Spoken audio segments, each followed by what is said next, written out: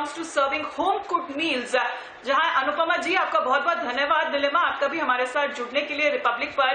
अनुपमा, आप हमें बता सकते हैं, क्योंकि आप और आपकी माता जी किस तरीके से काम करती है एक साथ खाना पकाने में, और आपको ये आइडिया कैसे आया? आप राजेंद्र नगर में वहां रहती हैं बिहार में, लेकिन आपने इस आइडिया की ये शुरुआत कैसे करी, उसके बारे में बताएं।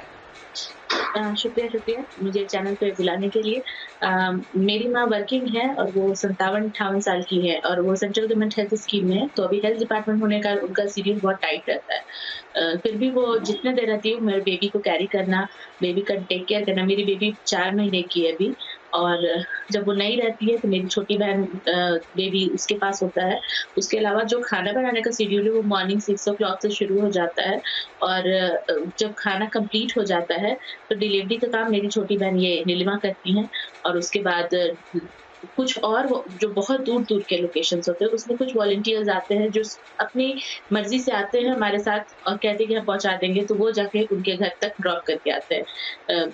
ये आइडिया आया कहाँ से, तो होली के ड्यूरेशन में मेरे घर में मेरी माँ और बहन दोनों कोविड पॉज़िटिव हो गए थे।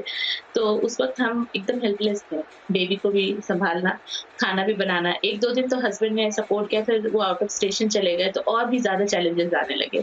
तो तब रियलाइज़ हुआ कि बहुत ऐसी फैमिली होगी जो कि पूरी की पूरी कोरोना पॉज़िटिव होती होगी, उनके यहाँ खाना कौन बनाता होगा? तो लगा कि नहीं, उनके लिए किया जा सकता है ये। और ऊपर से स्विगी, ज़ोमैटो ये सब पे जो खाना अवेलेबल होता है रेस्टोरेंट के थ्रू, वो उतना हाइजीनिक नहीं होता है या फिर हेल्दी नहीं होता है, न्यूट्रिशियस नहीं होता है। तो हम लोगों ने जो हम खाते हैं बिल्कुल वही सर्व करते हैं। वेजिटेरियन फूड होता है, घर का खाना होता है, तो लोग ट्रस्ट करते हैं। और सोशल मीडिया पे पोस्ट डालने के बाद अभी तक मुझे लगता है कि पर डे 100 कॉल्स आ रहे हैं, जिसमें से कुछ एप्रिशिएट करने के लिए होते हैं, कुछ डिमांड की रहता है कि हाँ भाई मुझे खाना चाहिए, या हम इस शहर में, हमारे रिलेटिव्स उस शहर में हैं, आपके शहर में आप उन तक खाना पहुँचाइए। कुछ कॉल्स इसलिए होता है, मतलब ह्यूज नंबर में कॉल्स इसलिए होता है कि लोग डोनेशन देने की बात करते हैं कि हम आपको दान देना चाहते हैं, हम आपको पैसे देना चाहते हैं, ग्रॉसरी भेजना चाहते हैं, जिसके लिए हमने मना कर रखा है। हमने कहा कि हमें कुछ नहीं चाहिए, क्योंकि हम अपना काम कर रहे हैं, हम पे यथाशक्ति तथा भक्ति में बिलीव रखते हैं। तो जहाँ तक हमारा होगा, हमारा इकोनॉमिक सपोर्ट बना रहे है घर का, और जहाँ तक हम फिज़िकली भी कैपेबल है, तब तक हम काम करते रहेंगे। जिस दिन हमको लगे कि यार नहीं हो पा रहा है, कुछ दिक्कतें आ रही हैं, उस दिन हम सोशल मीडिया पे फिर से पोस्ट डालेंगे कि यहीं पे सेवा समाप्त करते हैं। और तत्काल तो भगवान की कृपा से भी सब कुछ रनिंग है। कुछ लोगों ने ये भी पूछा है कि आप लोग कैसे कर पाते हैं, मतलब एक मिडल क्लास फैमिली होकर के इतने लोगों को रोज़ फीड कराना। तो हम लोगों ने डिसाइड किया है कि इस साल 1 साल का कोई फेस्टिवल नहीं मनाएँगे, कोई मतलब कपड़ा नहीं खरीदेंगे, कोई ज्वेलरी, कोई शॉपिंग, इस तरह का जो हमारा लग्ज़रियस बजट होता है, birthday party, marriage anniversary party, new year party, Christmas party, वो सारे बजट को हम लोग कट करके इसमें इन्वेस्ट कर रहे हैं। तो आप खुद सोच सकते हैं, घर में 4-5 मेंबर हैं, वो लोग अपना सेलिब्रेशन रोक रहे हैं और इस तरफ इन्वेस्ट कर रहे हैं, तो काफ़ी ह्यूज अमाउंट हमारे पास ऐसे ही जमा हो जाता है। तो हम कुछ नया नहीं कर रहे हैं, वही कर रहे हैं जो हमारा बजट के अंदर सहूलियत के साथ हो रहा हो। बहुत बहुत बड़ी सोच है आपकी अनुपमा जी। और नीलिमा, अगर आपके बारे में बात कर सकूं तो आप क्या पढ़ाई कर रही हैं, लेकिन आप बताया जाता है कि आप डिलीवर करने जाती है आपकी स्कूटी पर। तो जहां तक कितने टिफिन पैकेट्स आप डिलीवर कर पाती हैं एक दिन में, और क्या आप अपने घर के आसपास ही ये डिलीवरी सर्विस करते हैं या थोड़े दूर दरार इलाकों में भी जाना पड़ता है आपको, नीलिमा?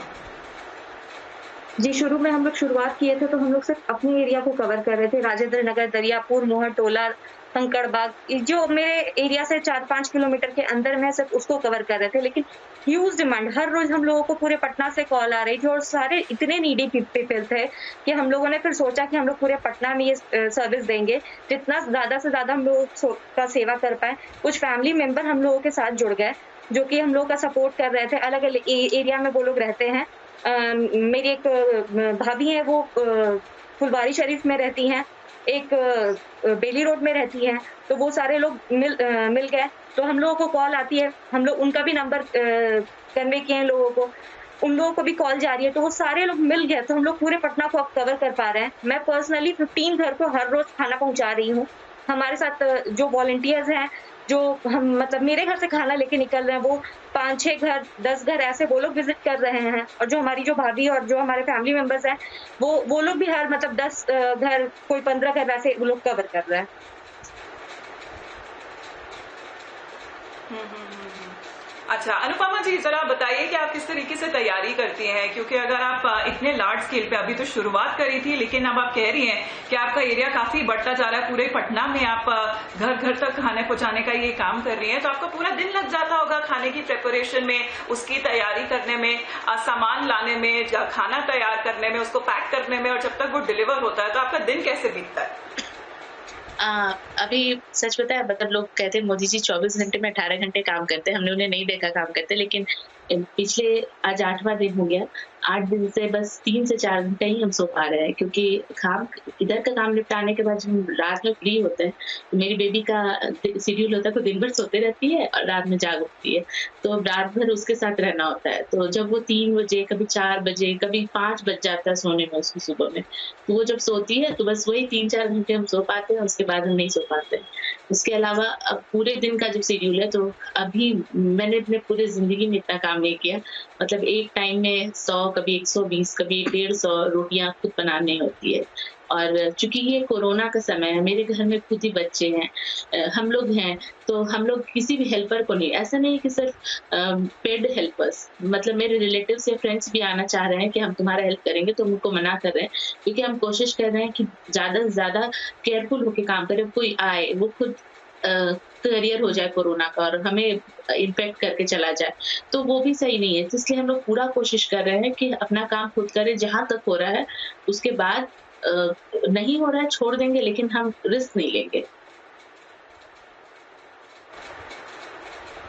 बिल्कुल, रिस्क तो बिल्कुल भी नहीं लेना चाहिए। लेकिन लिनिमा रिस्क की जो बात है ना, वो आपके कॉन्टैक्ट का ज़्यादा हो जाता है क्योंकि आप खुद ड्राइव करके पहुँचाती हैं ये फूड पैकेट्स। लेकिन जहाँ तक वो जो कोविड-19 पेशेंट्स हैं, क्या वो अपनी कोई स्पेशल रिक्वेस्ट बताते हैं कि कल ये कुछ बना कर दीजिएगा या हमें ये पसंद है? क्योंकि ज़्यादातर जितने कोविड-19 पेशेंट्स हैं, उन्हें स्मेल और टेस्ट तो ज़्यादा पता नहीं लगता है जब तक वो इन्फेक्टेड रहते हैं। तो आप प्रिकॉशंस क्या लेती हैं?